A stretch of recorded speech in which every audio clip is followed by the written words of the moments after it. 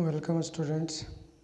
स्वागत है हमारे YouTube channel sure success coaching centre में। मैं आज आपके समक्ष 8वीं वर्ग की मॉडल प्रश्न प्रारूप को पेश करने जा रहा हूँ, जो विज्ञान विषय से संबंधित है। तो चलिए हम इसके जो प्रथम प्रश्न है उसकी ओर चलते हैं। तो इसका जो प्रथम प्रश्न है कि धातुएं सामान्यतः किस रंग की होती हैं। तो धातुएं सामान्यतः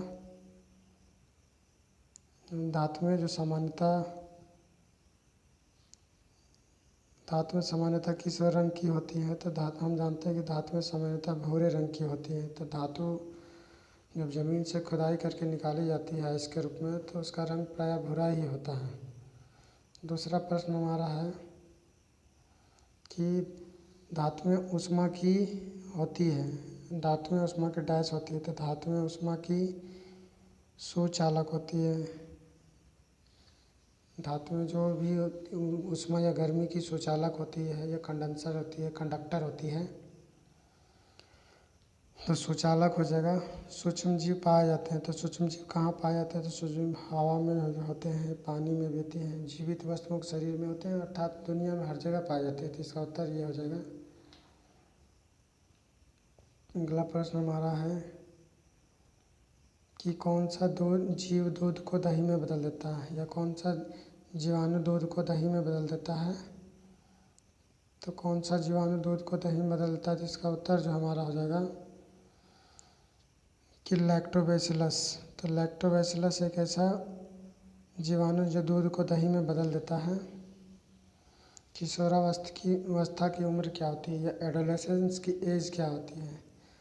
तो एडोलेसेंस की एज जो मानी जाती है वो 10 साल से लेकर 15 साल के बीच में मानी जाती है। ये शुरू होती है 10 से 11 साल में। लड़कों में 11 से 12 साल में शुरू होती है, लड़कियों में 10 से 11 में शुरू होती है। तो इस उम्र को हम किशोरावस्था कहते हैं, क्योंकि इस उम्र में लड़का और लड़की का शरीर विकसित होने लगता है, हार्मोन्स विकसित होने लगते हैं, और उनमें जो व्यक्ति शारीरिक रूप से जो भिन्नता होती है लड़का लड़की के शरीर में, वो उत्पन्न होने लगती है। अगला पॉइंट हमारा जो है तो बल का मात्रक है। तो बल का मात्रक क्या है। तो बल का मात्रक इसका जो हो जाएगा, बल का SI मात्रक न्यूटन होता है। इसको न्यूटन को हम किलोग्राम मीटर पर सेकंड स्क्वायर भी कह सकते हैं। 1 न्यूटन बराबर किलोग्राम मीटर पर सेकंड स्क्वायर भी कह सकते हैं। तो इसका जो हमारा पॉइंट हो जाएगा 1 न्यूटन बराबर किलोग्राम मीटर पर सेकंड स्क्वायर।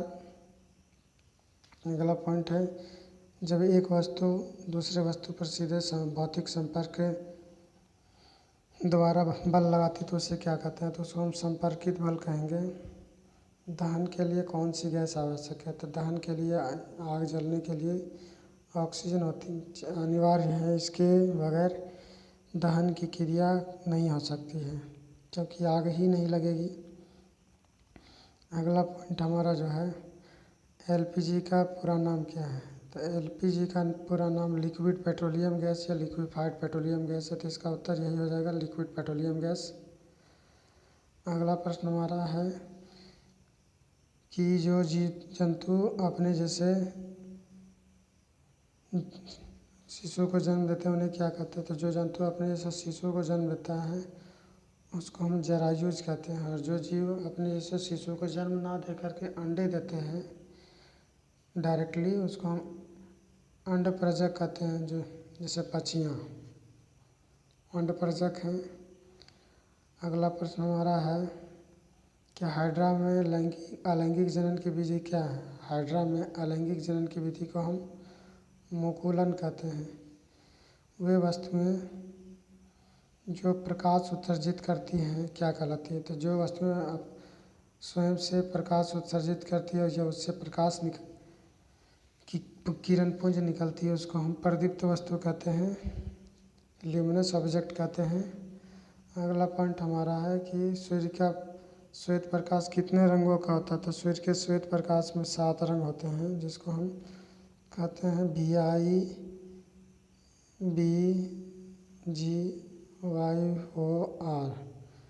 ये 7 रंग हो सकते हैं। तो सूर्य के प्रकाश में ये 7 रंग होते हैं।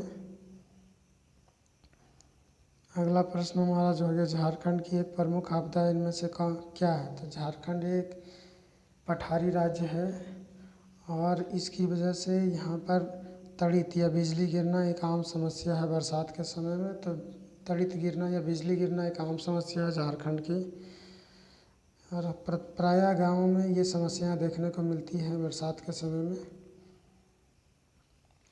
भूकंप पृथ्वी के भूपटल का कंपन क्या कहलाता है? यह पृथ्वी के धरातल का कंपन या जमीन का कंपन क्या कहलाता है? तो पृथ्वी का जो ऊपरी भाग जब कंपित करने लगता है या हिलने लगता है तो इस स्थिति को हम भूकंप कहते हैं, अर्थक्वेक कहते हैं। अगला पॉइंट हमारा है वायुमंडल में कौन सी गैस सबसे ज़्यादा मात्रा में या सबसे अधिक मात्रा में होती है? तो वायुमंडल में सबसे ज़्यादा गैस नाइट्रोजन पाई जाती है। ये जो होता है वायुमंडल में 78.03% पाई जाती है। तो ये सबसे ज़्यादा वायुमंडल में पाई जाने वाली जो गैस है नाइट्रोजन है। हमें स्वच्छ श्वसन के लिए किस गैस की आवश्यकता होती है? तो हमें स्वच्छ श्वसन के लिए ऑक्सीजन चाहिए, क्योंकि बिना ऑक्सीजन के हम सांस नहीं ले सकते हैं। तो किसी भी क्रिया के लिए जीवित रहने के लिए ऑक्सीजन अनिवार्य है। रबी फसल या ठंड में उगने वाली फसल कौन सी है? तो रबी फसल गेहूँ है, क्योंकि यह शीत के दिनों में ठंड के समय में लगाया जाता है। बाकी धान, गेहूँ और सोयाबीन ये खरीफ फसल, क्योंकि इसको गर्मी के समय में लगाया जाता है। अगला प्रश्न हमारा जो है सूर्य का सबसे बड़ा ग्रह है। तो सूर्य का सबसे बड़ा ग्रह बृहस्पति है, जो हमारे सौरमंडल का सबसे बड़ा ग्रह माना जाता है, और ये हमारी पृथ्वी से लगभग 333 गुना से भी अधिक बड़ी मानी जाती है। तो आज मैंने आपके समक्ष 8वीं वर्ग की विज्ञान से संबंधित जो मॉडल प्रश्न प्रारूप है उसको रखा। आने वाले दिनों में और भी क्लास के मॉडल प्रश्न प्रारूप को आपके समक्ष रखा जाएगा। यदि अभी तक आपने हमारे चैनल को सब्सक्राइब नहीं किया है तो सब्सक्राइब कर लें, वीडियो को लाइक कर दें और बेल आइकन की घंटी को प्रेस कर दें, ताकि अब तक लेटेस्ट वीडियोज़ की अपडेट्स पहुंचती रहे। धन्यवाद।